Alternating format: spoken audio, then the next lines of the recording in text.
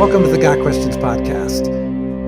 We like to spotlight or highlight different ministries or different individuals who are doing something that we find interesting, and that's definitely the case in today's episode. I'd like to introduce you all to Titus Kennedy. He is the author of Excavating the Evidence for Jesus, a fascinating book, especially if you're at all interested in biblical archaeology. So Titus, welcome to the show.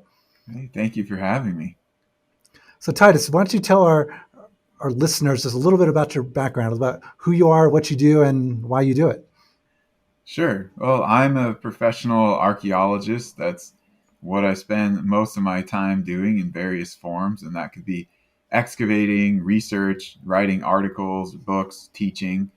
And I kind of got into archaeology because I had always enjoyed and had been interested in history, even in elementary school. And I got introduced into archaeology itself when one of my teachers gave me a book on the excavation of Troy.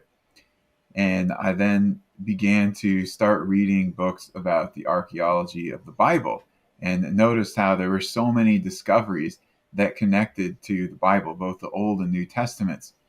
Some of it helped us understand the text better, and other times it demonstrated the historical accuracy of the Bible. And eventually, end of high school, I decided I wanted to try to study archaeology and see if that would be a viable career path for me. So I ended up doing my bachelor's at Biola University, and then I did a master's in Near Eastern archaeology at University of Toronto, followed by another master's and a doctorate in biblical archaeology at University of South Africa. And during that time, I volunteered on various excavations and then got hired as a staff member, and now I'm directing some of my own archaeological excavations and projects. That's amazing. So what specifically led you to write Excavating the Evidence for Jesus? So I had ideas for a few different books, and some of them focused on particular time periods, other were more general issues. My first book was a focus on artifacts or objects throughout all the different time periods of the Bible. And then another one that I'm working on right now is sites, locations connected to all different regions and periods of the Bible. But I also really wanted to write a book on the archaeology of Jesus because Jesus is the focal point of the Bible and Christianity, the most important person in history, really the most famous person in history, no matter who you are or where you're from. And so I thought that was something that I should really try to work on and get out there, especially since I thought it was something that we could benefit from in an updated version of what have been the more recent finds in archaeology, or what are some of the questions that may have been figured out that 20, 30 years ago people were unsure of. And so I came at it from a perspective of an archaeologist rather than a literary scholar, a New Testament scholar. And I'm hoping that I can give some different insights and some updated material for people. Mm-hmm.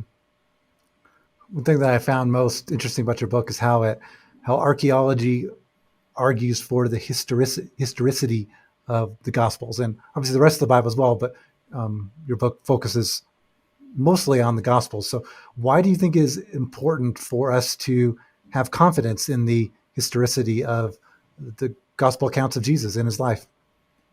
Well, if we don't have confidence that the Gospels themselves are giving us accurate information about historical matters, then why would we rely on it for accurate information about theological or spiritual matters? I think that those two tie together. If a writing, a work, if you will, a biblical book is going to be considered reliable, then it should be reliable no matter what it's talking about, whether it's geography or historical characters or theology. And so archaeology can help us to understand a component of that. And then we can say, well, from this perspective, at least the text is reliable. Yeah, for sure. So what place does evidence have in the life of believers? You run across a lot of believers that are just like, all we need is faith. We don't need to be able to prove everything. So what's the right balance there between faith and trust, and ultimately things we can't prove? For example, Hebrews 11 talks about even the existence of God cannot be explicitly proven. So with the balance between faith and evidence, and trust me, I am on your team. I love evidence. I love research. I love some of the things you bring out in your book that give credence to the historicity of the gospel accounts. But in your experience, what is the right balance for us to have there as followers of Christ? Well, we should have reasons for what we believe. First Mm-hmm. Peter 3:15 is often cited or quoted as a verse that gives this idea. So we need to know why we believe these things. It's not just nonsense or irrational blind Mm-hmm. faith. That's one of the reasons why we have all of these stories and all this information in the Bible, is it's showing that God is actually working through history in reality. It's not Mm-hmm. just a set of random spiritual commands or laws. And if it is true, if this is the truth in the Bible, then we should be able to see corroborating testimony, evidence that demonstrates that it's true. We don't need to, or we can't prove every little thing, but where we see interplay between the historical record and the Bible, we should see agreement there if the Bible is true. And so I think it's important that people recognize that, they understand that, and that they know some of these things, that they have some reasons for what they believe. Otherwise, it's no different than any other religion that just says, believe this spiritual tenet, follow this spiritual law. So one of the things I found most interesting about your book was different things that you've discovered over the years, or even things that were meaningful to you in archaeology, in your study of the Bible, helping you to understand the Bible better. Why don't you give us a couple of those things that archaeology has helped ordinary Christians, even theologians, to understand the Bible better? Well, a few examples that I can think of that I didn't necessarily have anything to do with, but one comes from the Old Testament, Mm-hmm. and that is a passage which talks about this odd word that's only found once, pim. And originally, translators had no idea what this was. They didn't have any other sources which talked about this word, and so they just guessed on the translation. It's found in the book of Samuel. And then excavations at the site of Gezer uncovered this stone weight with the inscription Pim on it, and they weighed it, and they found that it was 2/3 of a shekel in weight. And they then later other Pim weights have been discovered, and so we know that this was a specific type of weight that was used in the Judges period and the early monarchy period, but it went out of use later, and that's why it doesn't appear in other texts, later biblical texts, or even beyond that. And so the information was lost. And here's the case where archaeology has helped to allow us to translate the text correctly. Yeah. So shifting gears a little bit, um, sort of giving evidence when we're arguing for the Christian faith. What are some archaeological discoveries that you think are tremendous evidences that we can use to maybe convince someone who's skeptical, or convince someone who's doubting? How can archaeology help us to make a better case for the validity of the Christian faith? In terms of the Gospels specifically, we can look at really a conglomeration of the evidence.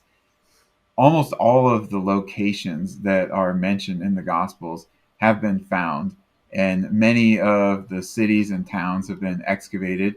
And what's found in those excavations agrees with the text in the Gospels. Things like Capernaum, for example, where there was a first century synagogue, and then Peter's house, which is located very nearby, or Nazareth, that it was a town occupied in the first century by Jews who observed the Mosaic law, or that Bethlehem was occupied in the first century.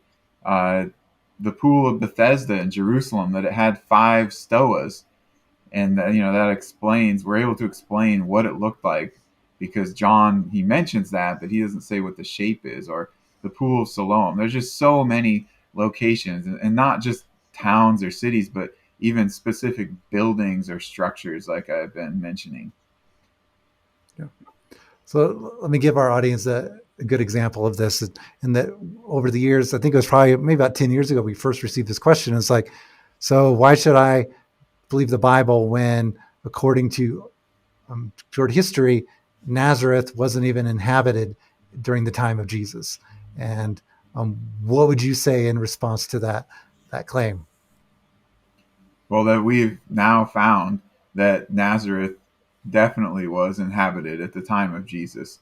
Mhm. They found much first century pottery there, stone carved vessels which were used in ritual purification in Judaism.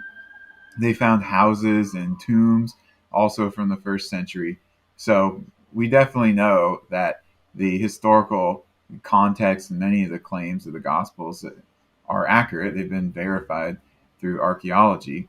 And, we could go into specific sections of the Gospels too and see how much archaeological information lines up with those. Like the trial of Jesus, for example, has an immense amount of corroboration through archaeology. So go ahead and give us a couple more of these. I don't want you to completely spoil the book, but just kind of whet our appetites a little bit more of the sort of things that people are going to discover if they, or learn about at least if they were to purchase your book. So in the trial of Jesus, we have a few different characters and locations that are presented. With characters, we have Annas, we have Caiaphas, we have Pontius Pilate, we have Jesus. We could even say Herod Antipas, although he plays a very minor role in that, and also Peter, of course, appears. And then the locations that we have are places like the house of the high priest, and then we have the meeting place of the Sanhedrin, and then we have the Praetorium. So all of those places and all of those people are corroborated by archaeology. We have ancient historical texts, most notably Josephus, who mentions these various people. But then we have the tomb of Annas, which has been discovered, a high priestly house of the first century in Jerusalem, which may have been the same one that was occupied by Annas and Caiaphas. We have the ossuary or burial box of Caiaphas with his name inscribed upon it, as well as one of his granddaughter, which states that their family was of the priestly line of Maaziah, mentioned way back in the book of Chronicles. And then we have some remains of the capitals, the column capitals, from the place where the Sanhedrin met, which was about on the southeastern side of the Temple Mount. And then we have the Praetorium of Pilate, which has been partially excavated. It was located in the former palace of Herod the Great. We've got an inscription of Pilate that was found at Caesarea. We have a ring with Pilate's name on it that was found at Herodium. We have the James ossuary, which has Jesus's name inscribed on it, which has been shown to be an ancient inscription, not a forgery. So we just have so much evidence corroborating even this one little day in the life of Jesus. All these characters, all these places. Yeah. So let me ask you a question. That's something that's fascinated me. I've been to Israel on two different occasions, and both were fantastic trips. But on one of them, I saw two who definitely knew more about history of Jerusalem and archaeology than I do, arguing about whether what's commonly called the Temple Mount, where the Dome of the Rock is that actually where the Solomon and Herod's temple were located, or was it actually some other spot somewhere in the city? I'm sure you're very familiar with this, but how can archaeology help us even discern an issue like that? Well, there's no structure in the city of David that we could identify with anything relating to the foundations of the temple. I mean, the Temple Mount is called that because that's where the temple was located. The dimensions for the temple or for the whole temple complex are actually given in Josephus, and they wouldn't even fit in the city of David. You also don't build your holy places on lower ground. You build them on higher ground, and Yeah. it's Mount Moriah up there. That's why it was up there. We could look at a variety of different things, but no, there's no professional archaeologist that thinks that the temple was located in the city of David and not on Okay. the Temple Mount.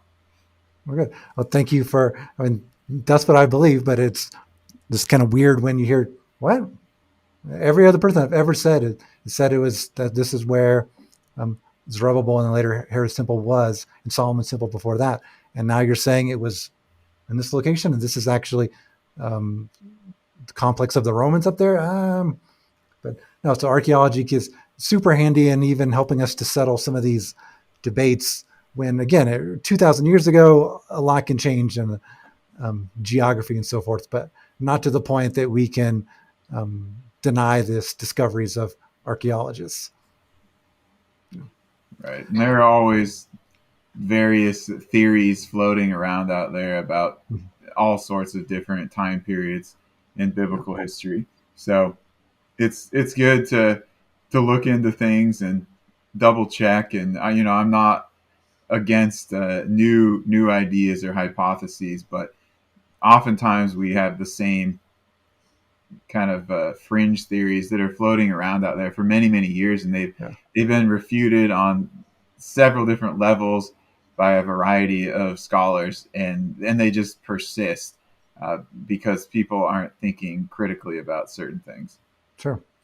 So let me ask you, for you personally, whether it's something that you've discovered or something that someone else has discovered in biblical archaeology, what are some of the most meaningful archaeological discoveries for you personally? If we're talking about the entire Bible, then I could pick a few out. So Please do. one that really changed drastically the views in modern scholarship was the Tel Dan stele. So in the 80s and early 90s, many archaeologists and ancient historians and even biblical scholars were starting to say or agree that David was a mythological king because we had no evidence from ancient times that he existed. And then in 1993, a fragment of this Aramean victory stele was discovered at the site of Dan in northern Israel. And it talked about these different Israelite kings that the Arameans had supposedly defeated. And it said that they were from the house of David, which is a phrase that's also found multiple times in the Old Testament. So finally, we had this 9th century BC inscription that is mentioning David as the king and founder of the Israelite dynasty. And that completely changed almost overnight the views of many archaeologists and historians. So that would be a big one, I would say, for the Old Testament. And then as far as the New Testament, we've got so many.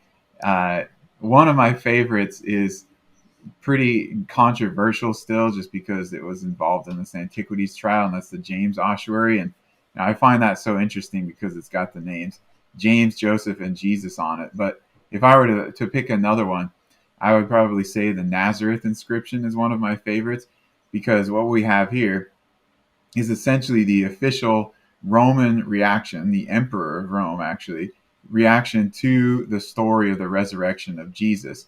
And their idea that the disciples must have gotten together and stolen the body of Jesus from the tomb and then spread this, and it went around the empire like wildfire, and they wanted to stop it and make sure nothing else like that ever happened again. Well, that's fascinating. It's so interesting, and again, many more of these in your book, "Excavating the Evidence for Jesus." Highly recommended. It will include links to where you can learn more about Titus and his work and the books he's written in the show notes at podcast.gotquestions.org, and also at the description field on YouTube when this video goes live. So Titus, in closing, just why should Christians be interested in archaeology and archaeological discoveries? I would say two main reasons for that.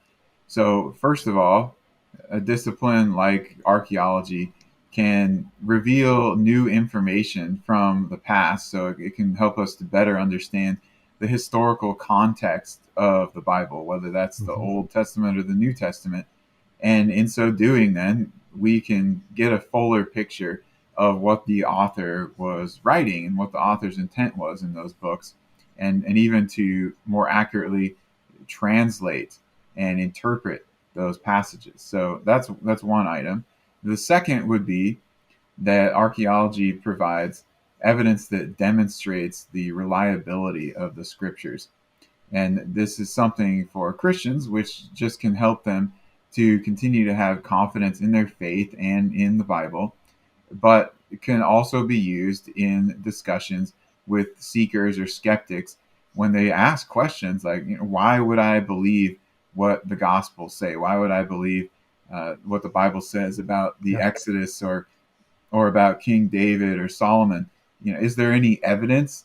Because I want to know that there is some evidence that this is actually correct before I'm going to consider believing the spiritual and theological claims in the Bible.